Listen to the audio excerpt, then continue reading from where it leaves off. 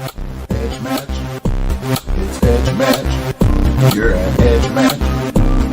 Edge match. Don't miss edge match. Don't miss edge match. You're at edge match. Edge match. Don't miss edge match.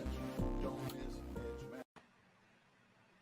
All right. Hello, everybody. I am so excited to be back for another Edu Match, Edu Launch, and I am really so profoundly excited to be here with Dr. Desiree Alexander, who is legitimately one of the sweetest, kindest people I know.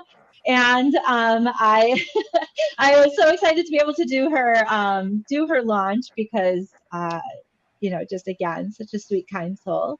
And so welcome to her launch. And I'm going to ask Dr. A to tell us a little bit about herself and just for anybody who's living on another planet who might not know who she is. Well, hello. Yay. Thank you so much for having me. I'm so happy to work with EduMatch Publishing and, of course, the amazing Mandy. I am Dr. Desiree Alexander. I started my career as a 6th grade and 8th grade English teacher. I became a high school English teacher, a middle school librarian, a high school librarian, and then a district level technology supervisor, instructional technology supervisor. And that is what, all of those experiences led me to what I'm doing now, which is the founder, CEO of Educator Alexander Consulting. And I am the deputy director for a nonprofit in the state of Louisiana, and that is the Associated Professional Educators of Louisiana. So my entire life right now is supporting educators in every facet that I can. That's awesome. I actually didn't know about that second part. So what do they do in Louisiana? So what we do is we support educators. We are the professional organization. We're the only professional organization that's not a union in the state of Louisiana. Okay. So we support with liability insurance. We support with scholarships, grants, professional development, needs assessments, really kind of a jack of all trades when it comes to supporting not only individual educators, but school districts as well. Oh, that is amazing. I love that. It's very, very cool. Okay, so we're here to talk about your book. I'm so excited to talk about this and to really get this book out there so that people can learn more about your work in general, really, and what you do. And so you have Ready to Be an Educational Leader, your guide to passing the SLLA 6990. What inspired you to write this book? Well, I really, really love helping educational leaders. When I became one, it's a lot of learning on the job, right? Mm-hmm. And in about 24 states and territories, you have to pass the SLLA 6990 from ETS to actually become a leader, like it's part of your certification journey. So I've been teaching this forever. I feel like forever, for years and years and years, teaching how to be successful on this test, how to pass this test. I used to only do in-person classes, and then it became an online class because the classes are like 6 to 7 to now 8 hours long. So now we do the online class, and so many people have asked, can I get this in a book form? Like, I don't mind taking my own notes, but I really want to read it. And I was like, no, I don't have it. So I'm so excited to say, yes, I have it. Go to EduMatch Publishing and buy it. So I'm very, very happy for that. But it's also just for any educational leader who may want to, brush up on the standards, the national standards for educational leadership, and look at, everything that's on the test is saying this is what makes a good educational leader. So it really can be for anybody who's interested in educational leadership. So I love that I got a chance to write this, to be a part of their journey.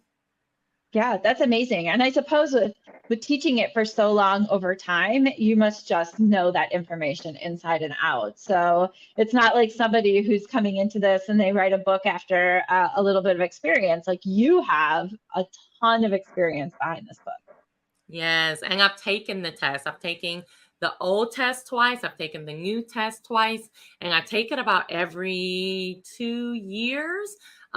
Because the test is pretty expensive. It's $425. So I do take it And it's, a long testing process. So I do take it about every 2 years just because I want to stay updated. Yeah, absolutely. So like you're still in there doing the work that you're teaching about. So that's amazing as well. So how did you get into really talking about this journey in general? So you wrote it to help people out on the test, but also to sort of back educational leaders back, kind of have their back and give them information that they need. But why is this really important to you? It's really important because it helps form education, right? When we think about educational leadership, a lot of the climate and culture of a school, a lot of how the school feels and processes and the instructional success comes from the educational leader, right? It comes from that person who's going to make such a huge impact on the teachers and students and parents and community of that school. So it really is important. And one of the things that I find is that when we're talking about help in education, a lot of it goes for, directly to students. A lot of it goes for teachers. And we don't have a whole bunch for educational leaders. We kind of just leave them out in the cold and say, well, once you got to that position, you should know better, right? You should know. Yeah. But it's a lot of on-job learning. You learn after you become a leader, like all of this stuff. So I feel so happy and proud when I can help an educational leader. So that's why the subject matter is so important to me, because not only are we creating new educational leaders, right? Because we have to keep replenishing. With good prepared people. So that's why I think it's so important to me, the content of this book, and why I love that is it is specifically for to pass this test. But it also, I've had people look at my course and go, oh man, I learned stuff that I used in my everyday practical educational leadership journey in my life. So I've had people come back to me and go, Desiree, I had this problem with the parent and I heard your voice in the back of my head going, remember? So, I just love those kind of stories that come back because it goes beyond just the test. So that's why it's so important to me. Yeah, that's amazing. And it is a totally different skill set. I think a lot of times, we say, oh, you were a fantastic teacher, so you would be a great principal. That's not always true, because the leadership is a different thing. And so I love that there's that skill set there that, almost feels like you could say, well, here are the skills of an educational leader, and, kind of self-assess. Here's the information you need. Where are you in this process? And so I think that's fantastic. So what other resources do you suggest for readers? And, especially not only going into this test, but like you've said, it really is a journey into educational leadership. This might be one of the first introductions people have to the journey and what they're doing. What you have this course. I'd highly recommend the course and the book, do them together so that people, you have the course and then you have the writing piece to sort of back that up. Also, you can refer back to the book then later once you're not in the course anymore. What other resources would you suggest that you have for educational leaders to get started? Well, I am consistently gathering resources and putting it in a Google Drive folder that's very organized. So on my website, educatoralexander.com, there's a tab for, navigation menu for SLLA test prep.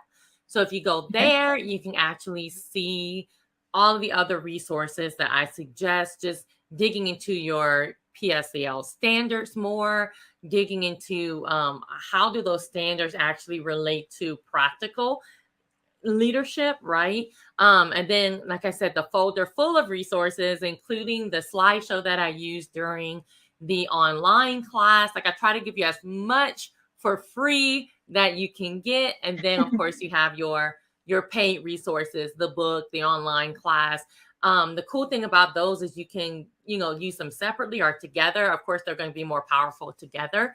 But it's really up to you if you would rather say, well, I just really just want the written part of it, then you can get that. Or, I want to hear her explain these concepts a little bit more, right? You can have the book in front of you while you're listening to the online class. So it's really, really up to you. But, I tried to give you some really powerful resources, not only for passing the test, not only just for educational leadership in general, but also for things like test anxiety and things that get in the way of you passing, any exam, any standardized test. So again, a lot of those resources can be found on my website. That's awesome. And then what do you do as far as your consulting in this? Are there any crossovers that you provide, like services you provide districts or individuals as far as this goes?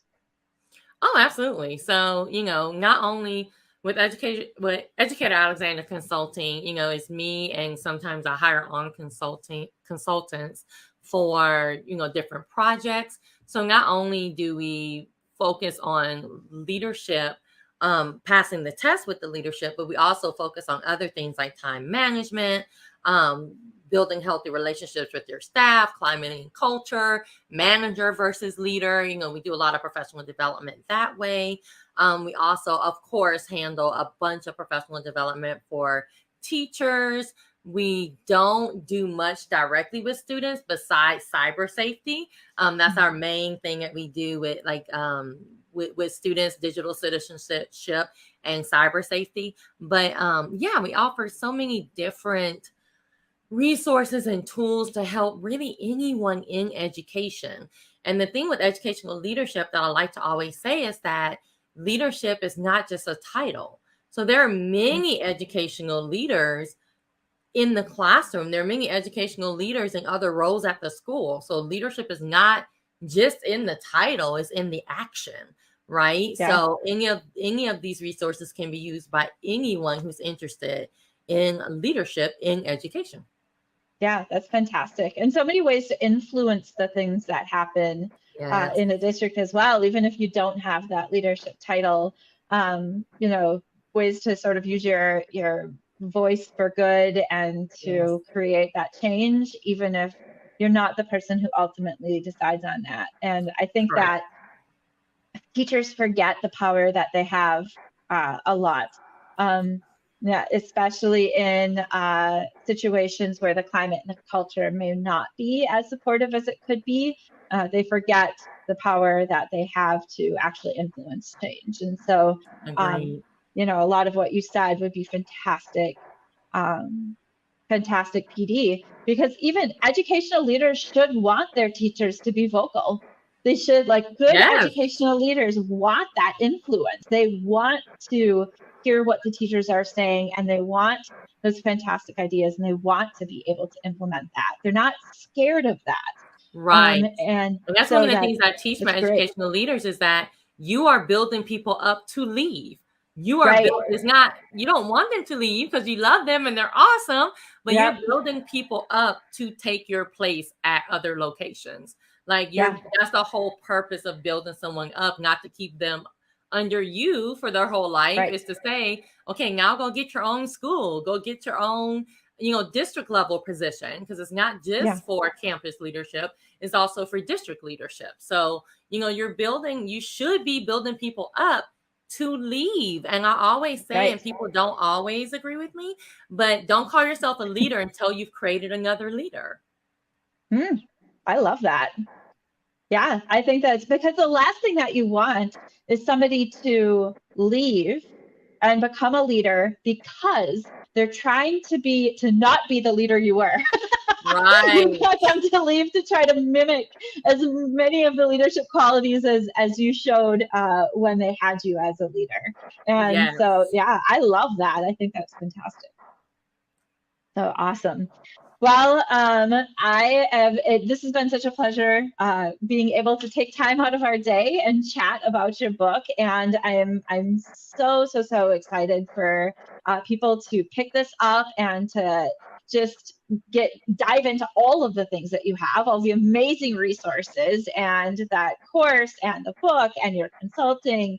And so go ahead out there. You can find it on Amazon. You can find it on edumatchpublishing.com. You can find it in Barnes & Noble. You can find it in all the places. Ready to be an Educational Leader, your guide to passing the SLLA 6990. And that is out today. So you can find that in any place books are sold. And also, if you're interested in a bulk discount, you can contact Dr. Sarah Thomas at EduMatchBooks at edumatchers.org. And we give discounts at just 10 books. That's not even that many. So you can order those discounts through Sarah Thomas. Dr. Desiree, thank you so much for being here. And again, congratulations on your book launch. Thank you so much. All right. Bye, everybody.